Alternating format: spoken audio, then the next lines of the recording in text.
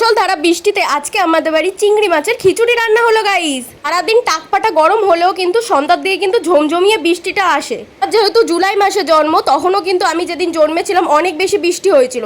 এর জন্যই কেন জানি না আমার কিন্তু বৃষ্টি অনেক বেশি ভালো লাগে। আমরা যেহেতু গ্রামে থাকি, ওর জন্য বৃষ্টি হলেই কিন্তু আমাদের এখানে কারেন্ট চলে যায়। আর কারেন্ট চলে যাওয়ার পরই কিন্তু সন্ধ্যাবেলা আমার ভীষণ খিদা পেয়ে গেছিলো।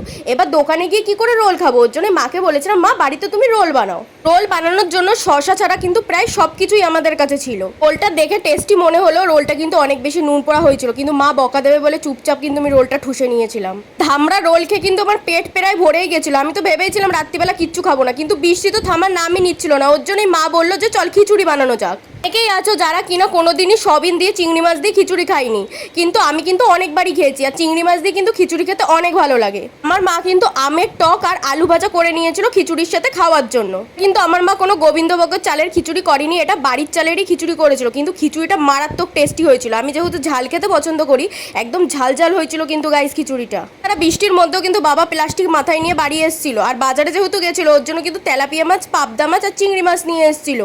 এক তো মুষলধারা বৃষ্টি হচ্ছিল, তারপরে এই খিচুড়ি বাবা মার সাথে জমিয়ে কিন্তু খেয়েছিলাম। অনেক ভালো লেগেছিল গাইস। খিচুড়ি আমি না ভালো খেলেও এই পাতলা পাতলা খিচুড়ি না বৃষ্টির মধ্যে না পুরো অমৃত লাগছিল খেতে, ভীষণ টেস্টি হয়েছিল।